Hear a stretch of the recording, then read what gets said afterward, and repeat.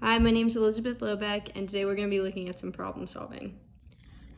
So if we look at the first question here, we see that Joey said that 4, 24, 44, and 64 all have a remainder of 0 when divided by 4. So all numbers that end in 4 must have a remainder of 0 when divided by 4. By just looking at this problem, I know that this is deductive reasoning. I know this because he's using a top-down approach. He is going and using his examples first and then explaining his rule. Is his rule correct? No, it's not. If we go and we look at a counterexample for his rule and we look at his rule and we use his rule, we do 104 divided by 4, we should be getting a 0. But we don't. We get 26. So his rule can't be correct because I'm dividing 4 by 4. I think he just maybe messed up and doesn't understand his math terms. But if this were to be subtraction, then he would be correct. His difference would not be 0 itself, but it would always be 0 in the number. So if I were to take 104 and subtract it by 4, I would get 100. There's a 0 in the number.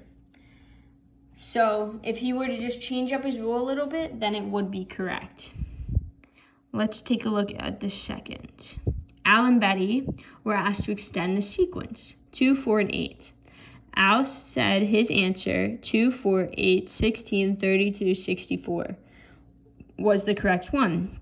Betty said Al was wrong, and it should be 2, 4, 8, 14, 22, and 34. And 44, sorry.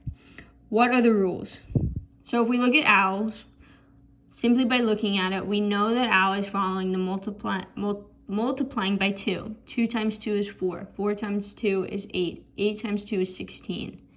We look at Betty's, it's a little bit different, but Betty is adding even numbers. 2 plus 2, 4. 4 plus 4, 8. 8 plus 6, 14. 14 plus 8, 22, and so on. Which of the sequence is correct?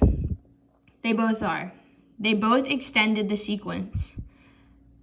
This question did not say extend by multiplication, extend by adding, extend by subtract. It said extend the sequence. That's it. If it was more specific, then depends on how specific, but it was not specific enough. So both of them are correct.